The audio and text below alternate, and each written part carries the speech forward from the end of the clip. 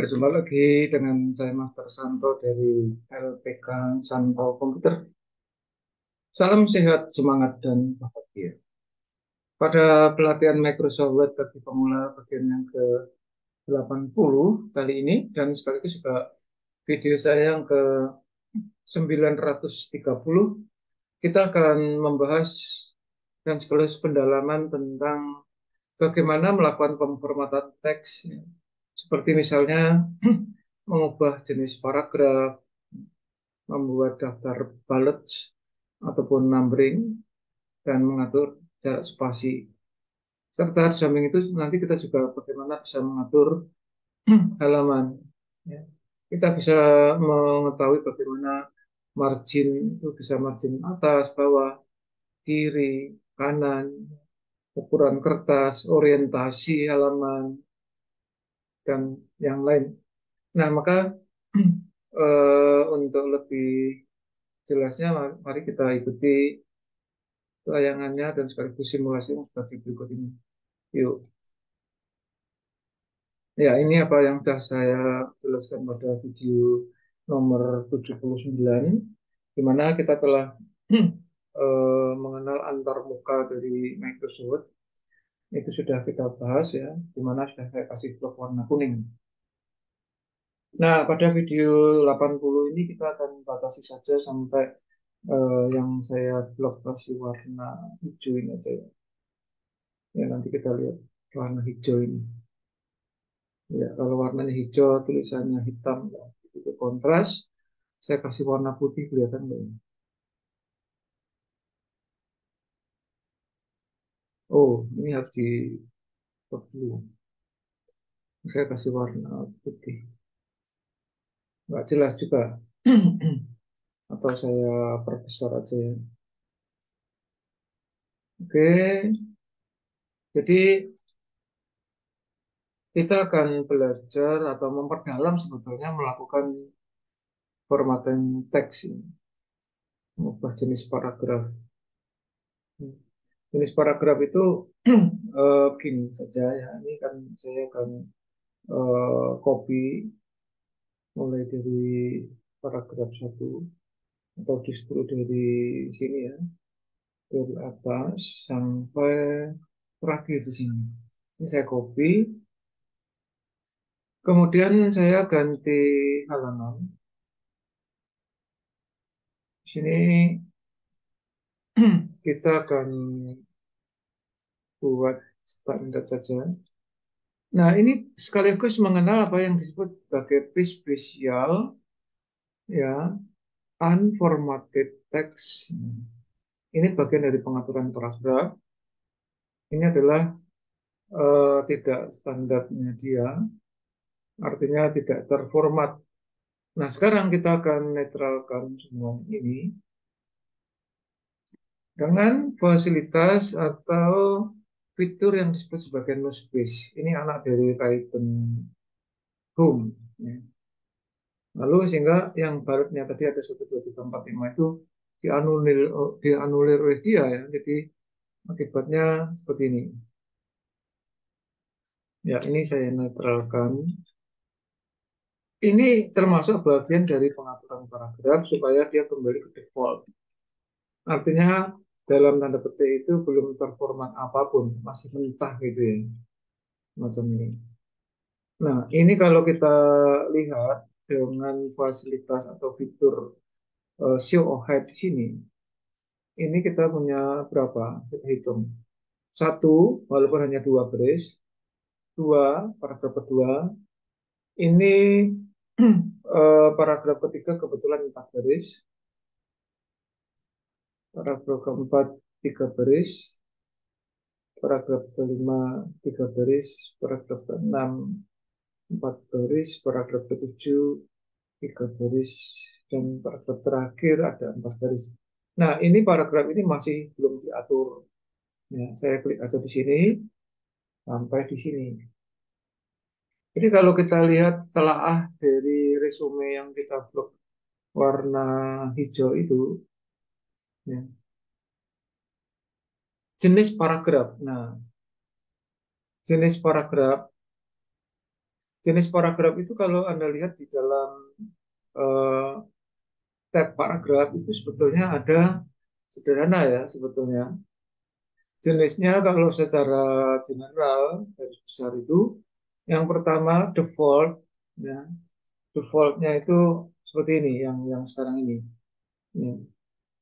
Artinya rata kiri nih, ya, rata kiri.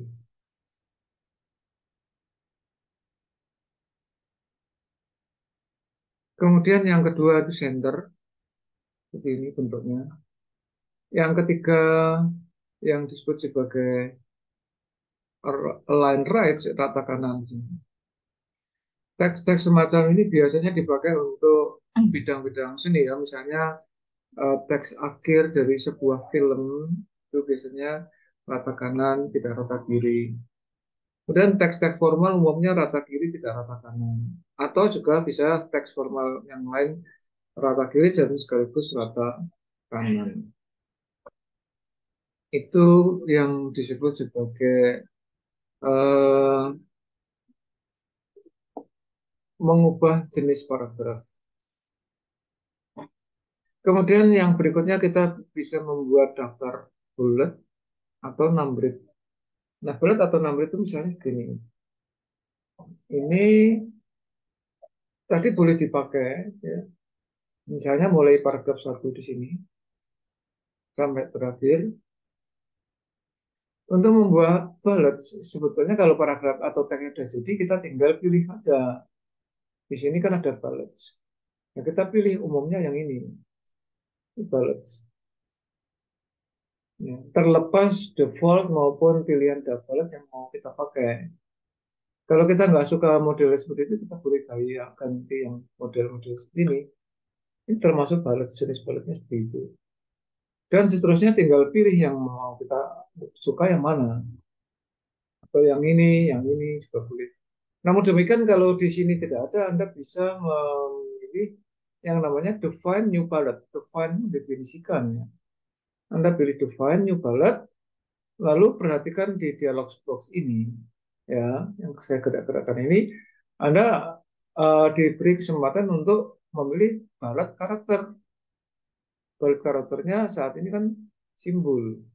Ya, kalau kita pilih simbol, simbol pun bisa model-model dari font tertentu. Apakah Wingdings, apakah Webdings, ya, apakah yang lain. Silakan dipilih. Ya, semua ada simbol-simbol di situ. Namun demikian kalau kita mau pilih misalnya contoh Wingdings. Nah, Wingdings pun kita ada banyak pilihan. Ini yang tertayang kalau kita mau tidak ada yang suka ya tinggal digilir ke bawah. Ya. Tapi kalau Anda pilih ini misalnya angka 1 ini kalau saya oke, perhatikan yang terjadi. Semuanya ya satu semua jadi membingungkan. Maka pilih bebas tetapi yang jangan sampai membingungkan kita sendiri. Walaupun ini bisa 2, 3, dan seterusnya, tapi tidak ada kaitannya dengan hal yang kita kupas sekarang. Ya, maka define silahkan, tapi kita memilih yang umum saja. Bukan angka maksudnya. Bukannya nggak boleh, boleh aja. Tapi jangan sampai membingungkan kita sendiri. Nah, lalu kita pilih sesuai apa yang kita inginkan, lalu klik oke. Oke lagi, dia jadi di situ. Ya, ini masih umum ya. Kalau seperti itu, banyak sekali sesuai selera Anda. Nah, kaitannya balik adalah numbering. Pilih salah satu, tidak bisa dua-duanya, kecuali subsnya ya. Jadi misalnya nabal, terus kita ubah menjadi numbering model yang ini atau yang ini. Numbering itu bisa angka-angka semacam ini, angka-angka Romawi maupun ABC.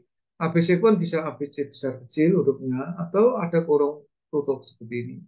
Ada banyak pilihan, silakan mana yang Anda suka. Ini numbering. Oke, itu yang dimaksud dengan yang di blok biru, hijau ini ya, memang break. Dan mengatur spasi. Nah, jarak spasi tentu kalau kita tadi kita blok ya, jarak spasi ini kita lihat di dalam right and home tab paragraf, lalu di sini ada icon yang namanya line and paragraph spacing di sini. Ini satu standar. Kalau mau 1,5 ya tinggal klik sini. Ini 1,5 ya. Kalau mau 2 ya tinggal di klik pilih 2. Umumnya 1,5. Maka dalam prakteknya nanti silakan disesuaikan sesuai kondisi dan kebutuhan. Itu ya. Lalu yang berikutnya menambahkan halaman. Menambah halaman itu misalnya seperti ini. Kalau kita lihat di pojok kiri bawah ini kan page 1 of 7 ya. Sehingga kalau kita lihat nomor halaman itu bisa diletakkan di atas yang namanya header atau di bawah yang namanya footer di sini. Di sini di bagian bawah ini. Ini kalau saya klik kan ada garis itu ya. Jadi garis ini ke bawah itu sebagai footer. Nah, silahkan Anda mau diletakkan di atas maupun di bawah, terserah kita. Kalau yang atas itu istilahnya header, bawah footer. Namun di dalam pemberian number pages atau nomor halaman, itu kita bisa melakukan dengan cara insert, lalu perhatikan di page number di sini ya, page number. Nah, page number itu kita bisa memilih gaya-gaya atau model-model sesuai template atau pilihan yang ada di situ.